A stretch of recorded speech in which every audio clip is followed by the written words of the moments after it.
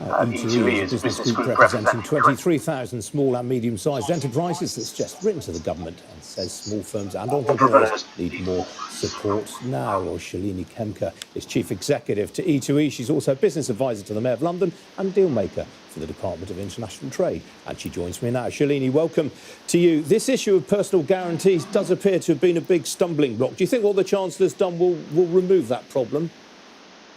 Unfortunately, I don't, Ian. I think it is a good move and I think it may help to some extent, but I don't think it's going to remove the problem. The reason for it is I think the banks are still feeling, because of the fact that we have to have, we as entrepreneurs ourselves, we have to cover 20% of any default. I think what will happen in reality is the majority of loan applications will continue to be refused because what the banks are looking for, they're looking for past performance, profitable performance. They're also looking for projected profitable performance. So the criteria for those loan applications is very, very stringent. So I think it's a good step in the right direction, but I don't think this is going to change things. I mean, one of the things that we have recommended as E2E is that really the government should be looking at 100% guarantee in a pandemic situation like this. By putting the rules as the 80 to 20% rule, it makes it difficult for the banks to feel the level of comfort. It's also quite difficult for entrepreneurs to go for a loan at this particular time without that 100% guarantee. So I don't think it's going to be game-changing. It's a move in the positive direction, but I don't think it will change things. And the problem we've got right now is it's urgent.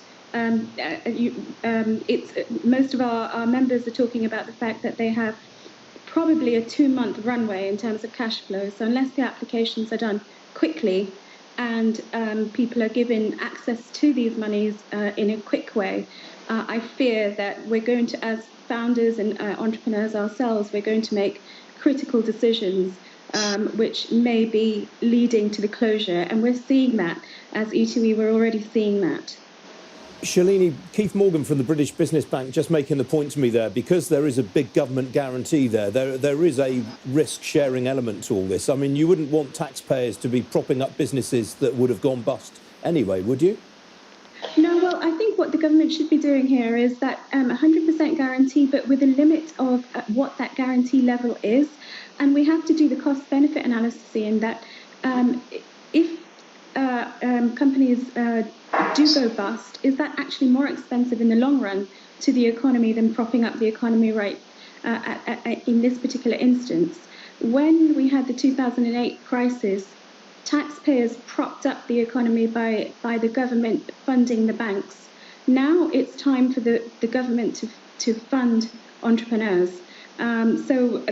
Although I agree to an extent with what you're saying, I think there could be a limitation and it could be done in a very considered way as to what that 100% guarantee max point might be. So do you think Rishi Sunak needs to come back again and tweak his scheme again? Do you think a case of third time lucky? Yes, I do. And what specifically would you like him to do then? So I'd like him to look at a 100% guarantee with a maximum limit on what that level of loan should be. Depending on what level of loan?